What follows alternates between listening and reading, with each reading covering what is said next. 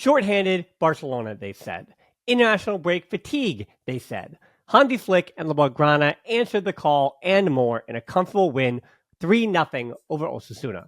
Welcome to episode 671 of the Barcelona podcast, brought to you by the Blue Wire Podcast Network. I'm Dan Hilton, and before we get into any of the headlines, I want to remind you, please subscribe to the YouTube channel, leave a like, leave a comment. It's a big help. And there is so much today to plug. There is so much of me coming up in the near future. We've got Girona for both the watch along on Big Up and the 5 headlines coming up on Sunday. Then on Monday, it's the big Peñapalooza event, the first of its kind. And then on Wednesday, Barcelona against Atletico Madrid to decide the Copa del Rey fate to see who goes on to the final. So with all that upcoming, as I said, that is a ton of me. Subscribe everywhere. Big Up, social media, YouTube channel, podcast apps, wherever you can find me, the Barcelona podcast, everywhere. So without further ado, though, before we get into me later, let's do me now. Here are the 5 headlines from Barcelona's 3-0 win over Osasuna. Headline 1 is not jumping the shark. And for those who don't know, way back in the day, decades ago, before my time even, there was a show in the US called Happy Days.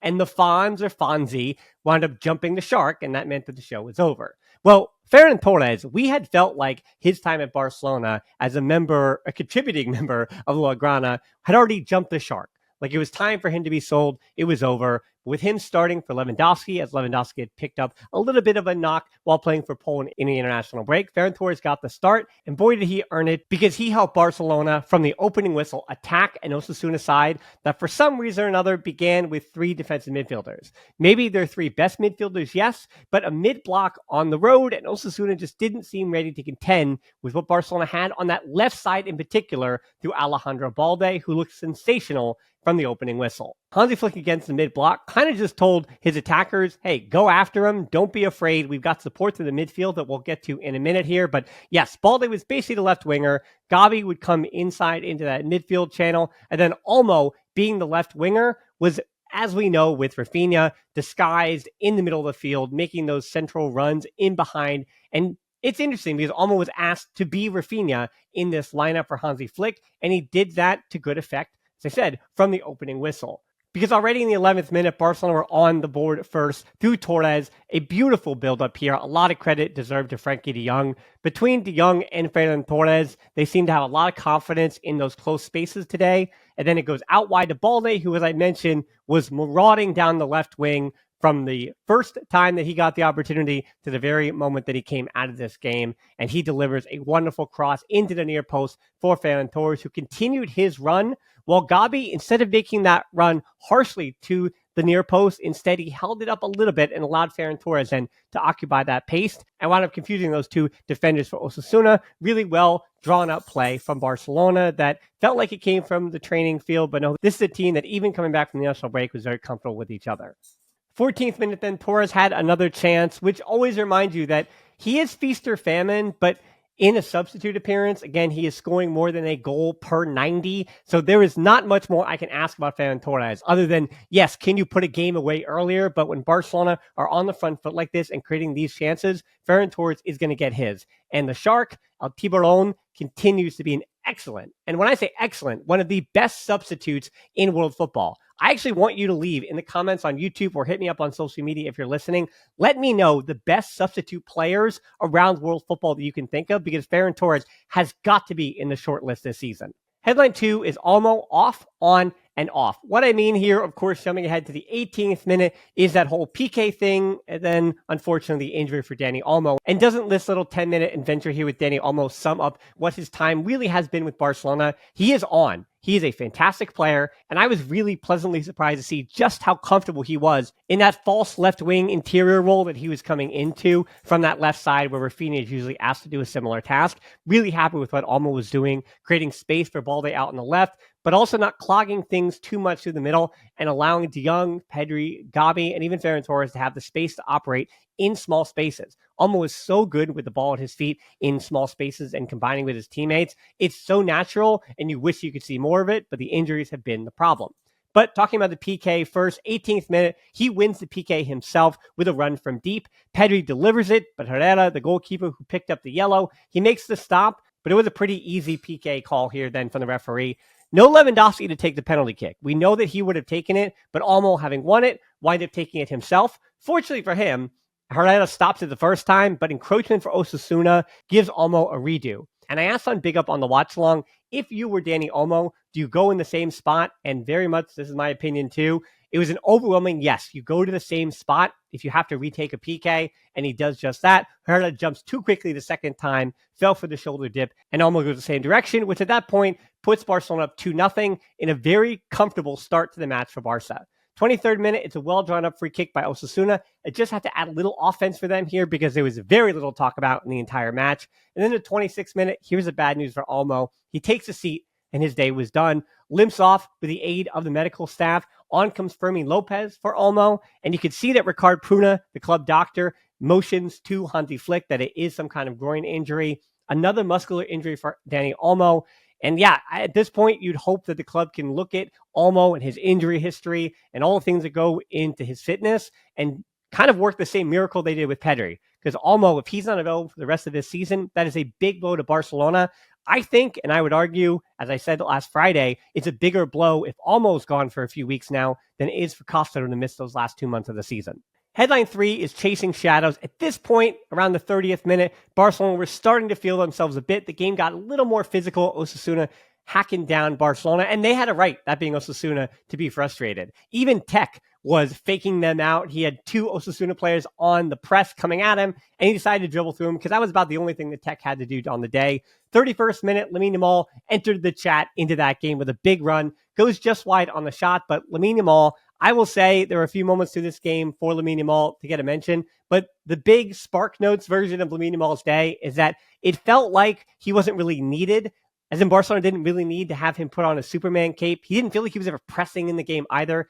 Yes, I know he played another 90 minutes, but for those who actually watched the game, yes, when the ball came to his feet, he was doing the Lamine Yamal dribbles and the things like that, but it didn't really feel like in the times when he didn't have the ball, like he was going all-out effort. Koundé really, truly had that right side defensively handled, and in that 3 at the back that Barcelona were generally building up through, as well as having more than 70% of possession for so much of that game, Lamine Yamal didn't really have to hit that top gear, that top speed. For him, it was, yes, ball to feet, let's have some fun, but if not, all right, I'm going to walk a little bit, and that's totally fair. It's a Lamine Yamal game where hopefully, yes, he didn't get full rest, but it wasn't necessarily a necessity for him to press and push and have that maximum effort that we've had to see him show in so many games to rescue Barcelona this season. Unfortunately for Osasuna, they lost Ico Munoz, one of their defensive midfielders, because he seemed to actually aggravate himself while trying to take the ball away from Pedri, which was a fruitless task on the day for Osasuna. Pedri, is he the MVP of this game? Yeah, probably. Another masterclass for him, but he was certainly helped out by De Jong and Gabi. De Jong was taken off at halftime, but he was putting in a tremendous shift. Another 45 minutes. Awesome from De Jong coming back from the international break with the Dutch national team, where he also had 2 very good games against Spain, and Gabi was fantastic as well. They were so solid as a unit today, that trio. It takes me back to their first ever start that they ever had together, the trio, a few seasons ago against Villarreal, and what was a domination. And why didn't that continue? Was it De Jong never finding his fitness? Was it Pedri getting hurt? Was it Gabi getting hurt? Yes, all of those above. But when you control the midfield the way that Barcelona did today at home with that trio, that means that the other team has no shot, literally no shot. But the stats also back up that you dominated your opposition, and that is what Barcelona did. So my hat and my trio of MVPs, even for the 45 minutes, because this game was over in the first half for Barcelona, De Jong, Gabi, and Pedri, yes, hats off to all 3 of them on the day. I will continue to give you homework in the comment section about Gavi. Was this a confidence-building match for Gavi? Osasuna is a tough opponent. It's not like they were a layup in the Liga this season. So is this a confidence-building matchup for Gavi? Because Casado, if De Jong even needs rotation, cannot come in and save them. Gavi has got to wind up having big minutes, especially if Olmo is down for any bit of time now. 38th minute, Torres gets brought down by Catena. Not enough for a red, but definitely worse than a yellow. Yeah, there are no orange cards. And then Ferran Torres on the free kick, hits the crossbar. More confidence for him. Eric Garcia, I thought he had a fine game, but not one of his best.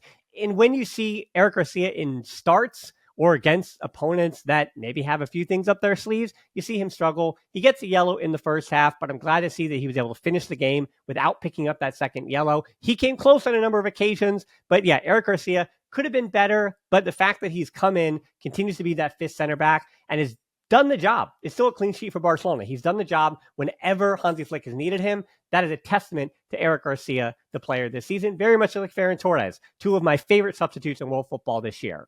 Headline 4 is substitutes combined. I actually only need 4 headlines for the FC Barcelona men's team in this 5 headlines. Yeah, I know you know what the 5th headline is going to be, but the game was over at halftime. De Jong comes off in a precautionary way for Pablo Torre. Great to see him get some minutes here, and very much like every other day with Pablo Torre, he makes the most of his minutes. This is another question for you down in the comments on YouTube or hit me up on social media. Pablo Torre, how much should Barcelona get for him? Should they try to keep him around as injury insurance for Dani Olmo looking ahead to next season? What is Pablo Torre's future at Barcelona? Because every time he's been on the field this season, he has done something positive.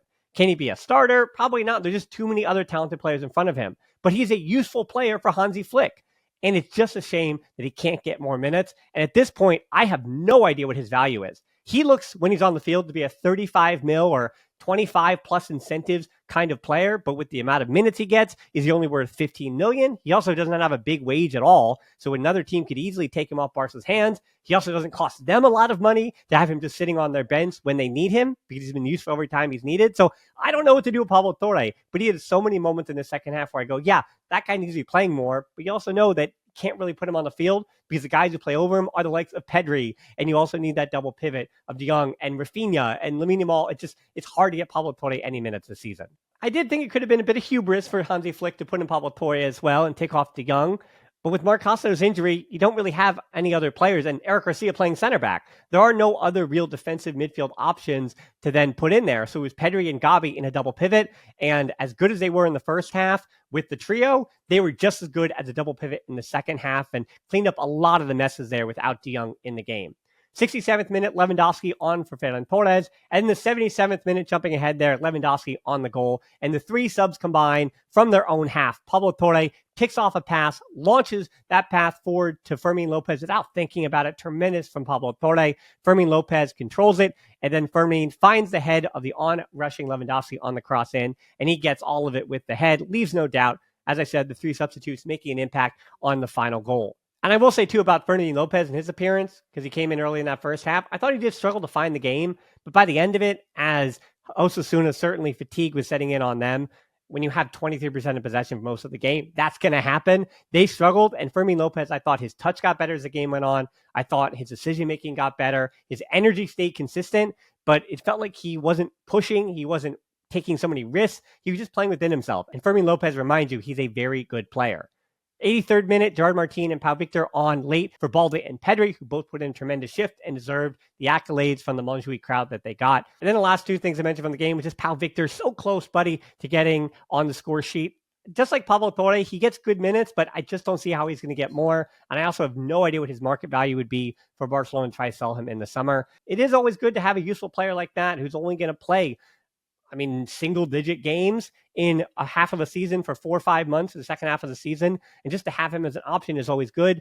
86th minute, on a platter, Lamine Yamal puts it for Pau Victor. Took an extra touch, and then the keeper got out to meet him, closed down the angle. 90th minute then, Lewandowski and Pau Victor play give and go. And this time it's blocked. Pau Victor, just unfortunate for him. He could not get a goal, but hey, he got an appearance, good minutes all around. And with this win, it puts Barcelona 3 points now ahead of Real Madrid in the table.